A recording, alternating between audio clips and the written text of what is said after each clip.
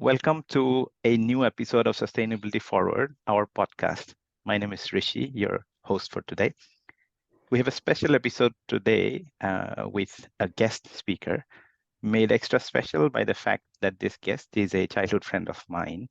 The name of the guest is Preeti Pincha, who works for Deloitte. And with me, as always, is also my co-host, Carmine. Thank you, Rishi. And I'm very excited about this episode today. As you said, we have Preeti Pincha. She's the Director of Sustainable Systems Initiative at Deloitte. Preeti, welcome to the show. Thank you so much, Carmine, and good to see you again, Rishi. Good. Thank you. Thank you, Preeti. Please tell us a little bit more about yourself. Tell us a little bit more about this Sustainable System Initiative and at Deloitte. Yeah. Well, I am the director of the Sustainable Systems Initiative. It's an initiative that aims to catalyze systems change for climate action through marketplace activations across different value chains. As you can imagine, Deloitte being the largest professional services firm in the world, we work across a large cross-section of organizations, across all industries, across all sectors, and we are truly in a unique position to work with corporations, governments, industry consortia, academia, or for that matter, NGOs, to actively shape collective action and create market momentum, which is what the mission of our initiative is. Excellent, Preeti. Would you tell us a bit more specifically about your focus areas that you've been working on recently? Yeah. So, in our view of the world, Rishi, we believe that the modern economy as it stands today is set to be fundamentally reconfigured. And since this modern economy is made of complex, interconnected, dynamic systems, be it the energy system, the mobility systems, the food, agriculture, and land use system, the built environment, or for that matter, the natural system, we will need to adopt a different lens as we traverse this transition, which in our opinion is a systems lens, particularly since changes in one system can easily bleed into another because of the interdependent nature of the systems as well. And hence, understanding what these systems transformations are and how can we accelerate them with our clients and partners as the largest professional services firm in the world has been the principal focus of the work at the initiative. Thank you. That's quite interesting. So what are these system transformations and why are they relevant for climate change? No, that's a very good question. So to transform the economy at the speed and scale at which change needs to occur, we will see, or at least this is our hypothesis, Carmine, is that we will see several nonlinear, disruptive, simultaneous transformation across all systems that underpin the modern economy. And that is what we are calling these systems level transformations. So in a sense, it's the reconfiguration of the social and physical infrastructure, if you will, quite akin to, say, the Industrial Revolution or the Agricultural Green Revolution or the Information Revolution, each of which had a cluster of, say, new and interdependent innovations that was changing the social economic dynamics of it. And that is exactly what EVs and battery tech and renewables are doing at the moment to our energy and mobility systems. And these systems do not adhere to traditional sectoral silos. As you both very well know, is that several automakers are entering the power and energy space because they potentially think they could become a part of the bigger energy system in terms of DERs. So these transformations are usually large and cross-sectoral in lens. What we have realized is that these transformations typically follow a similar pattern, and that unfolds in 5 different phases along an S-curve. And we are probably all familiar with how the market evolves from searching for a solution to conducting or building a proof of concept to early adoption of the innovation with limited customers, maybe at a premium, and total systems integration with the market of that innovation, and finally market expansion.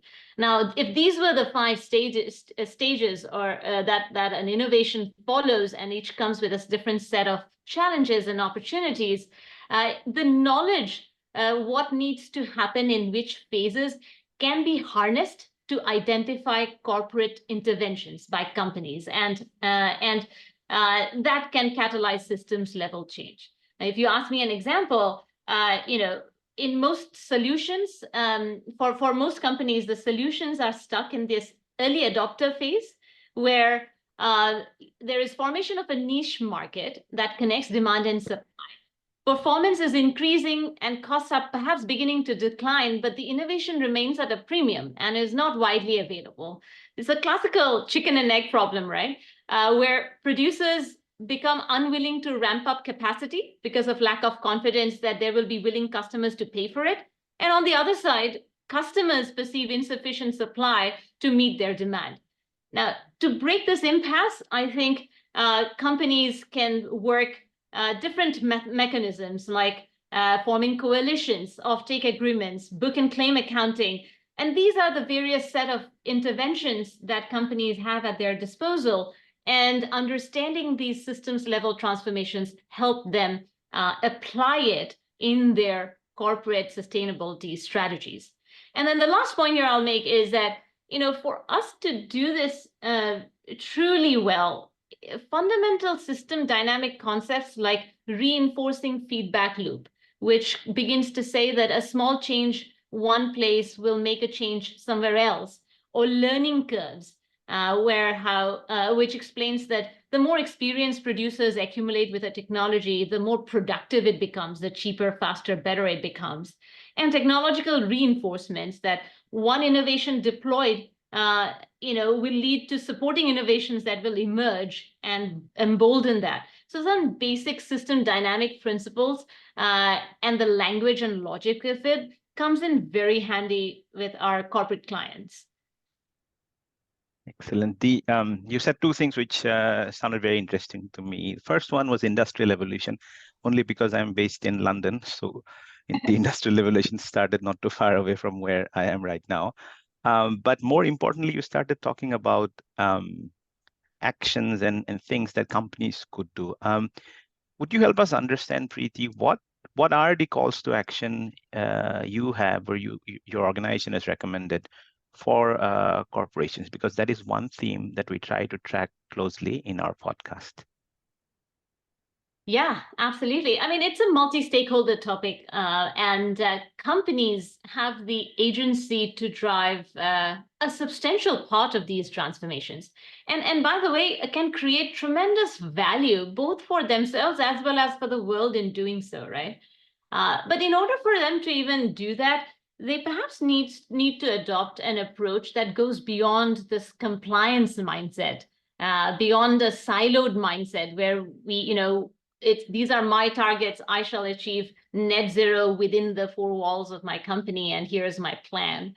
It needs to go beyond those traditional competitive strategy where we are so focused on what the competitors are doing and we would not move the needle. It really begins to put collaboration at the heart of the sustainability strategy that you have for your organization. And we kind of call it the emergence strategy. Emergence being one of the central concepts of systems thinking. It's the process of becoming, or the creation of a novel phenomena when we effect change to the elementary parts of a system and then they start to interact with each other. Kind of alludes to the larger concept that the whole is greater than the sum of its part. And good examples of emergence are kind of human consciousness or starling flocking, etc. And that's where we got the inspiration to call it the emergence strategy. Since a ton of systems are changing simultaneously, there will arise or emerge certain new market dynamics that we will need to account for in our strategy. To do this, you need to pay attention to 3 things. One is sensing the system, which is understanding the broader context in which the corporation is functioning, their participants, their connections, in an attempt to identify what are the systems level action or decarbonization pathways, if we were talking about carbon, that we need to do. And in order to do that, you look at it both from a tops-down perspective, which means the industry you're working in, the national, regional climate you're working on, as well as bottoms up, which is your own products, services, etc. The second thing is the systems solution. And that means understanding ways to overcome the barriers to change and adoption for the identified opportunity in the first step. So using frameworks such as the S-curve, which is what an innovation typically follows, we need to identify what intervention is my organization willing and can take to make a change in the system I operate in.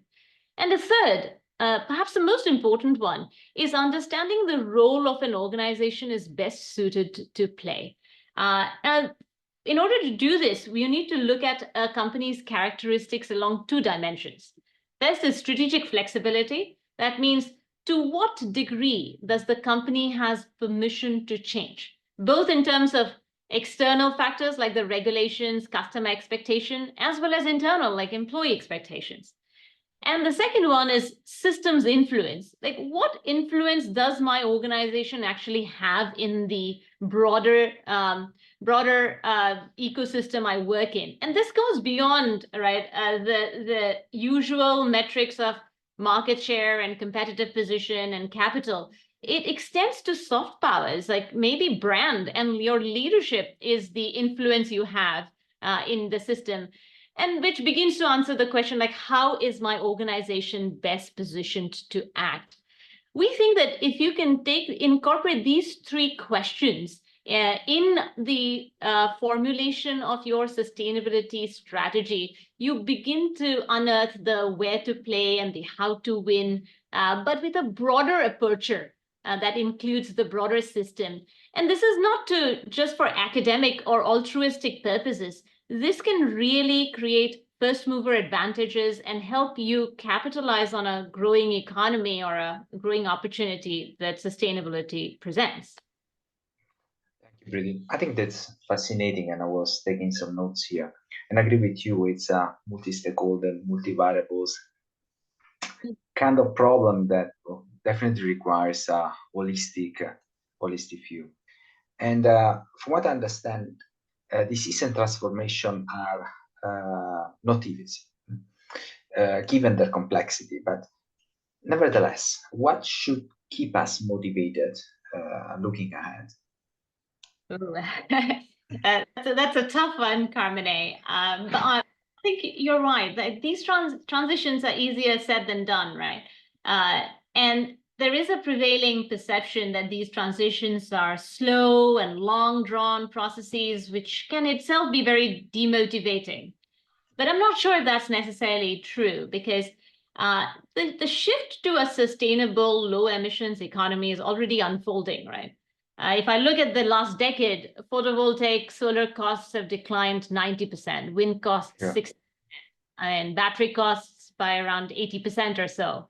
And these reductions, particularly in the solar voltaic costs, occurred much faster than leading analysts and modelers were predicting.